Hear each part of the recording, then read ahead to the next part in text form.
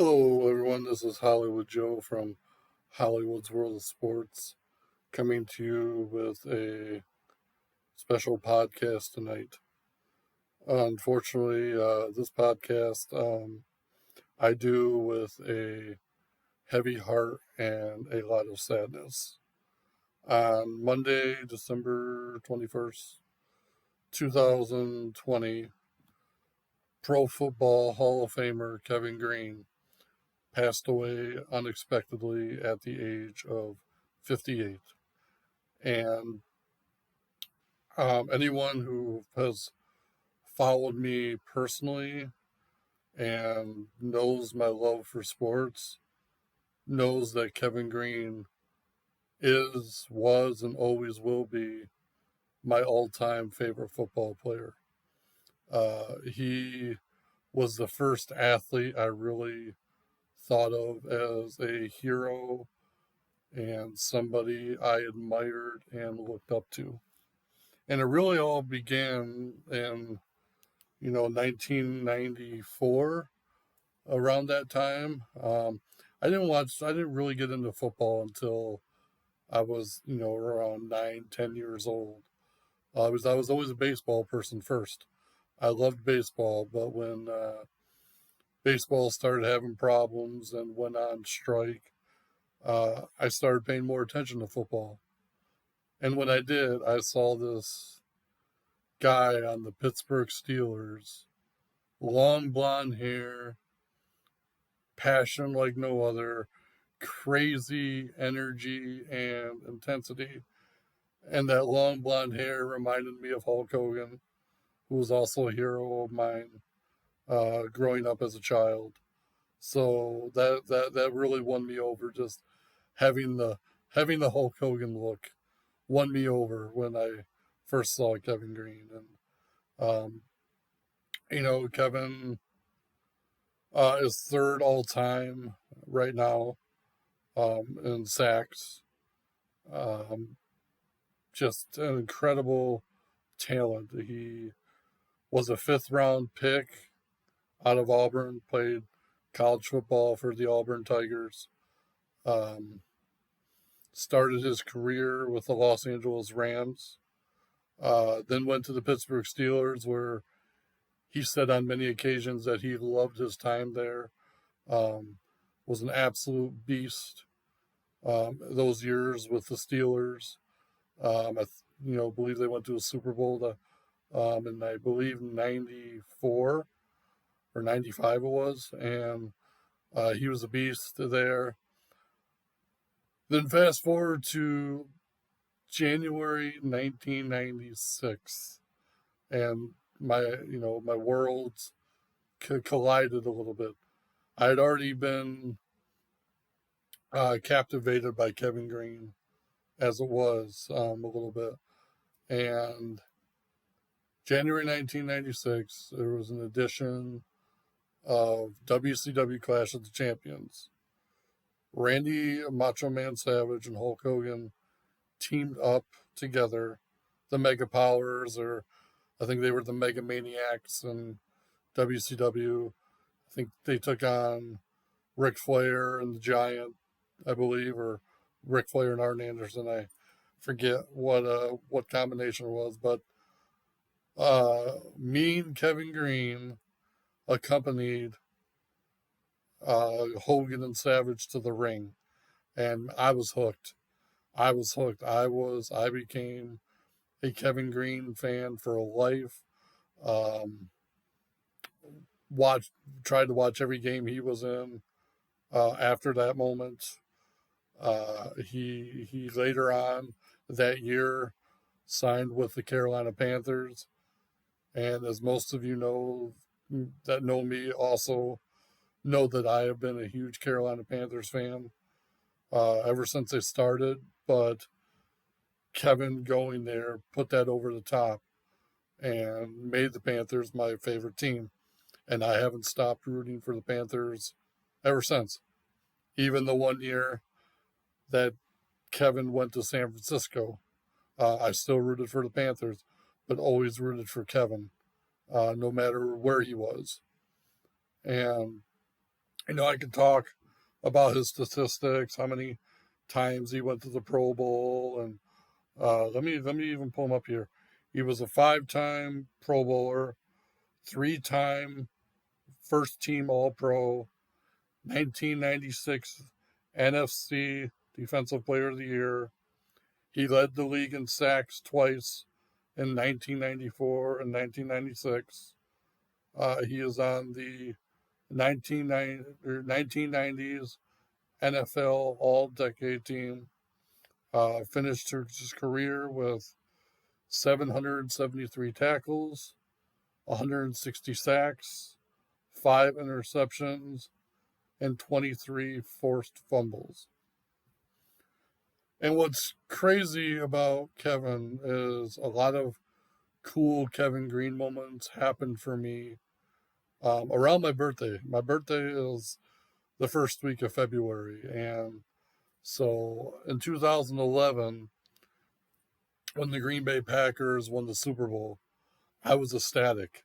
I was excited because Kevin won a Super Bowl ring as a coach. He was the Green Bay Packers linebackers coach under defensive coordinator Dom Capers, who he had a special relationship. He loved Dom Capers. They were together in Pittsburgh. They were together in Carolina and together in Green Bay. And so him and Dom Capers had a real special relationship. Um, the other cool Kevin Greene moment was just a few years ago. I believe it was 2016 Super Bowl weekend.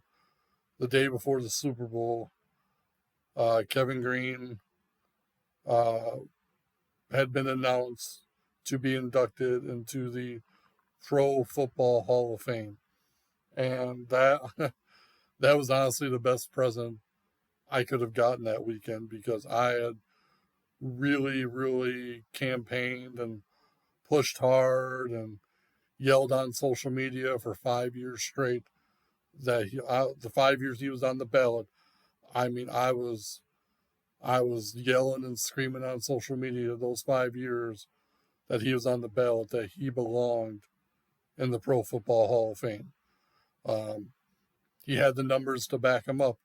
There were people that had fewer sacks than him that were in the Hall of Fame before him. So I really, I went over the top. I remember creating graphics and tweeting out to certain people, and I wanted that for Kevin so bad because he was my favorite player. And even when this episode's over, at the end of it, you'll see just how much I love Kevin Greene as a football player. But also, even though I didn't know him personally, I loved him as a human being because listening to his interviews and listening to him speak, he was a very genuine, real, and passionate human being. I mean, look at his Hall of Fame speech. He had one of the greatest Hall of Fame speeches that anybody's ever had, and he did everything with such a passion and energy um, that really is unmatched. Like his energy and his intensity is something I've never seen out of anyone uh, in terms of a football player and as an athlete, as a human being.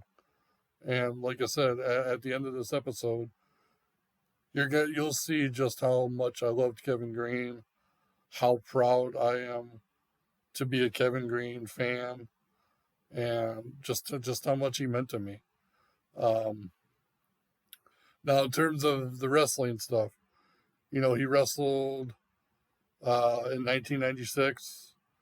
Him and Steve Mongo McMichael wrestled against Ric Flair and Arn Anderson with where Mongo turned on to him and Greene became, or Mongo became a four horseman, and there was a little rivalry there. But 1997 Slamboree, oh my goodness, one of my all-time favorite WCW matches. It was Kevin Nash, Scott Hall, Six, aka X-Pac, taking on the team of Ric Flair, Rowdy Piper, and Kevin Greene in Charlotte, North Carolina, when Kevin Greene was still a Carolina Panther. And man, the crowd, the electricity, the atmosphere, the Kevin Greene intensity, even showed up in the wrestling ring. And I truly believe that had NFL teams prohibited players from, if they had prohibited players from participating in pro wrestling, I think Kevin could have had a hell of a career in pro wrestling after his days in the NFL were done. I mean, he picked up on it really, really quick, and he knew what he was doing. I remember he also took on the Giant a couple of times. Big Show for those WWE fans. Um, I know he was a close personal friend of Bill Goldberg's as well, and they had some fun stuff on camera in WCW. But like I said, all of it for me, his football playing days, being in WCW, it was a complete package for me. The intensity, the energy, the passion, the positivity that he had too. I mean, Kevin Greene was a very positive individual. Um, you know, took some time training in the National Guard and the ROTC, and was actually, I think he was commissioned as a second lieutenant by the time it was all over, and comes from a really great military family. So, I mean, there's so much to respect and admire about Kevin Greene. And when I heard the news that he passed away, I was in shock, and quite frankly, I'm still very shocked. He was only 58 years old. As far as I knew, he was healthy and spending great time with his family.